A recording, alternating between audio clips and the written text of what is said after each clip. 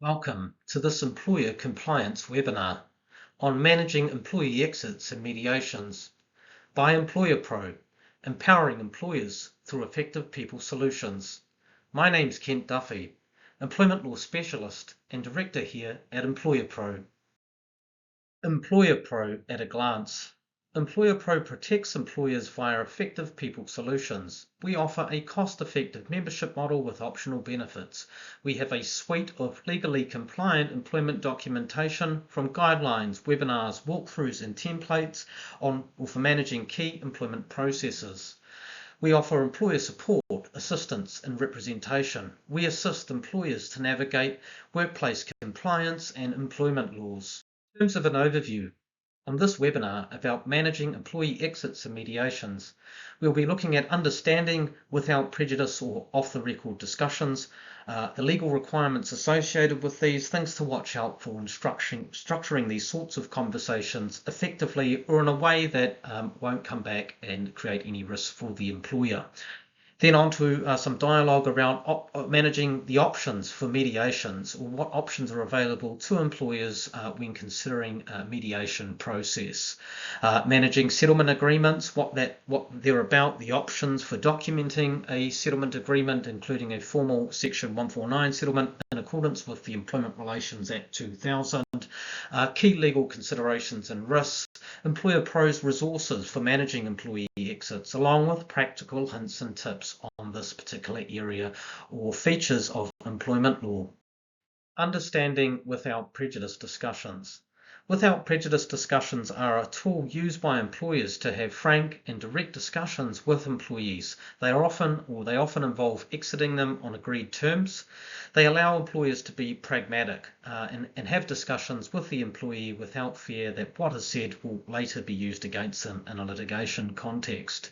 As the law stands currently, it does require the existence of a genuine problem or dispute, so there needs to be something documented by way of those features in terms of the employment relationship or whatever the problems are, such as a formal process being underway, whatever that looks like, or some sort of record around a problem or issue between the employer and the employee. There needs to be basically a trigger point or a basis to inform moving through or stepping into a without prejudice discussion. An employee must be informed about what a without prejudice meeting means and have the opportunity to seek independent advice and the other usual procedural formalities that apply to standard employment law requirements. We have templates available on our employer resource pack or toolkit, so read the ebook that relates to managing employee exits and mediation for more information, commentary, templates, etc. The options for managing employment mediations or mediations. So in summary, mediation is a safe forum where an employee and an employer, or the parties to an employment relationship, can talk confidentially with each other with the assistance from an independent or trained mediator. Resolutions in this context are voluntary and require mutual agreement by the parties. So it does give the parties a level of certainty and control over outcomes, and that's a distinction from a litigation process where somebody entirely independent of the dispute, being an authority member or an employment court judge, will make a legally binding decision for the parties. Mediation's different. The parties are very much in control of the outcomes and have the ability to talk the issues through, negotiate and broker deals or resolutions in that context. So something to, be front of mind or have front of mind as the employer if you're considering a mediation process. So in terms of the options for managing mediation, you have the Ministry of Business, Innovation and Employment, or MBIE's mediation service, and this is a free mediation service. However, there is a very high demand for the service due to the volume or number of employment disputes or contentious matters, and that has been the case for quite some time or period, and so there's often delays with securing mediation dates. Just something to be prepared for as an employer if you're looking at utilising the free government service to facilitate a mediation process. The other option that is available is a private mediation. So generally the key things to be mindful or conscious of here as the employer is that it's the employer who pays for a private mediation. They can be arranged quickly, and they also have the benefit or a number of benefits, including having an experienced mediator to help facilitate that private mediation process. The mediator does not act for either party, so that's in respect of a government mediation through MB or a private mediation. The mediator's role is not to act for either party. They're simply there to listen and help guide the parties towards a resolution by agreement or mutual agreement between the parties, if at all possible. So mediation can provide an effective tool or platform to talk through problems or issues associated with an employment relationship and arrive at solutions, including pragmatic solutions, whatever the parties are open to talking about and negotiating to resolve whatever the problem or issues are. Managing settlement agreements. So settlement agreements generally record resolution between the parties, being an employer and an employee, and usually they'll either follow without prejudice discussions, often between lawyers or representatives in the background who lead the discussions on behalf of the employer and the employee, or at mediation, where the parties effectively enter into a full and final settlement agreement. So there are generally two options for managing settlement agreements, the first one being the most common and generally tends to be the most recommended. So that's a Section 149 settlement agreement under the Employment Relations Act 2000. And in a nutshell, this type of settlement agreement is certified by a mediator. It has the statutory protection in terms of being full, final, binding and enforceable. Like I mentioned, it's generally the most common option.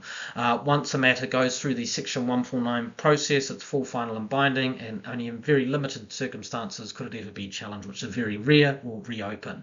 It has that caveat, that statutory protection, that it's full and final. So like I said, the most common option outside, if one party breaches the term of the settlement, then that can render the other party liable for compliance and penalty action.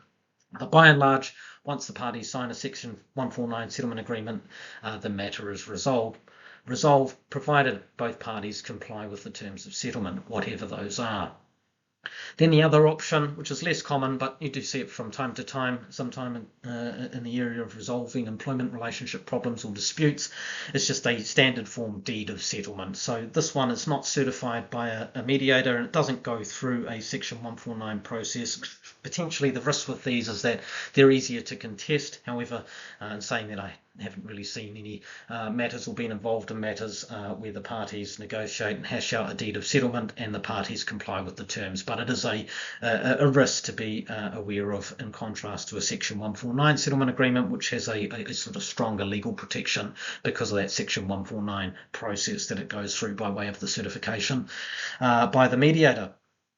So settlement terms deal with things like how the employment ends, the severance payments or settlement payments, any post-employment obligations, if any, or applicable, confidentiality, non-disparagement, these sorts of things.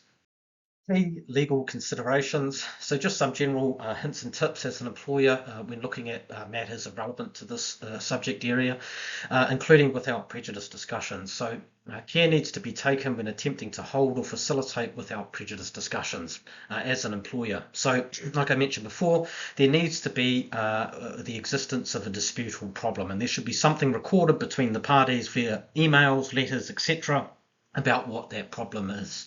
That's essentially your trigger point or your stepping stone, your basis for holding a without prejudice conversation. So in a nutshell, there needs to be a genuine risk of litigation attached to whatever that dispute or problem is. And I guess the key message here is that it's very unwise for an employer. They cannot hold a without prejudice conversation willy-nilly, that is, being without a live issue between the parties. So the general line is that either the employees raise some sort of problem, usually in the context of a personal grievance claim, and that would be sufficient as the trigger point or the reference, or the employer has commenced or started a formal employment process, whatever that looks like a disciplinary process as an example, a performance management process, perhaps a medical disengagement process, a restructuring process, these sorts of things. And there's a dispute in relation to whatever that is. So those are the sort of things to keep an eye on when embarking on a without prejudice discussion in terms of the legal considerations that attach to it. Mediation, if you're looking at that, as the employer does come with stronger protections in terms of confidentiality, particularly mediation through the Ministry of Business, Innovation and Employment, because there is a statutory protection of confidentiality. So if the parties agree and attend mediation, everything that's discussed via a mediation process is confidential. It's without prejudice by default. Section 149 settlement agreements, I mentioned this before, are the most common option in terms of resolving employment disputes, and they include the statutory protection of being full and final.